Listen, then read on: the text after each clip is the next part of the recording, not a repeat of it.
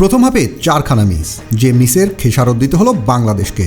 পুরো ম্যাচে দুর্দান্ত খেলে সবটা উজাড় করে দিয়েও নিজের অভিষেকটা রাঙাতে পারলেন না হামজা চৌধুরী। দায়টা নিবে কে? সে প্রশ্নের চেয়ে বড় প্রশ্ন, আজ কি একটুখানি মিস করলেন ফাহমিদুলকে? সেই ফাহমিদুল যে ইটালি থেকে উড়ে এসেছিল মাটির টানে, শেকড়ের মায়াতে। কিন্তু সে ফাহমিদুলের শেষের গল্পটা আবারও একবার কি নতুন করে বলতে হবে? না, বলার প্রয়োজন পড়ছে না নতুন করে। তবে সেই গল্পটা বলার প্রয়োজন না পড়লেও বাংলাদেশের ফরওয়ার্ডরা প্রথম হাফে যখন 4খানা সুযোগ মিস করলেন, তখন ফাহমিদুলকে মিস করার প্রয়োজনীয়তা বেড়ে যায় দ্বিগুণ।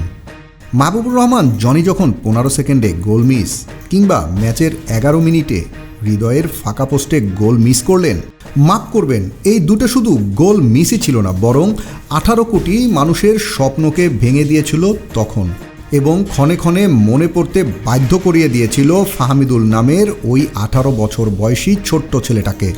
ঠোঁটের কোণে নিজের অজান্তেই উচ্চারিত ইস, আজ যদি ফাহমিদুল থাকতো, তবে হয়তো দেখতে হতো না এমন গোল মিসের মহড়াগুলো। স্বস্তির হাসি হাসতে পারত পুরো বাংলাদেশ।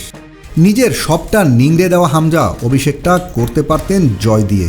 যাক, যে নেই তাকে নিয়ে ভেবে লাভও নেই, কিন্তু যে ছিল তাকে তো ব্যবহার করতে পারতেন ক্যাবরেরা। কেন করেননি? যখন একের পর এক ফিনিশিংয়ে ডুবছিল বাংলার তরি, তখন সবচেয়ে ভালো ফিনিশার আলামিনকে কেন ব্যবহার করেননি ক্যাবরেরা, যে এই মুহূর্তে দেশের সবচেয়ে ভালো ফিনিশার? বাংলাদেশ ঘরোয়া ফুটবলে চলতি মৌসুমে যিনি ছিলেন দেশীয় তারকাদের মাঝে সর্বোচ্চ গোল স্কোরার, তাকে তো নামানোই যেত মাঠে। কিন্তু সে পথে হাঁটলেন না ক্যাবরেরা। কিন্তু কেন? প্রশ্নটা তোলাই থাক। হামজা মোরসালিনদের নেপথ্যে ভারতকে ডোমিনেট করার সুযোগ পেয়েও সুযোগ লুফে না নিয়ে সময়ের সঙ্গে ডিফেন্সিভ স্ট্র্যাটেজি বেছে নিলেন ক্যাবরেরা। এরপরই তো একের পর এক আক্রমণ চালাতে থাকে ভারত।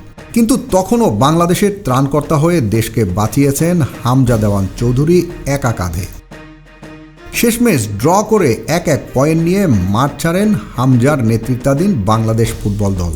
গোল মিসের মহড়ায় হতাশা থাকলেও ভারতের মাঠ থেকে পয়েন্ট ছিনিয়ে নিয়ে আসা কম কিছু নয়।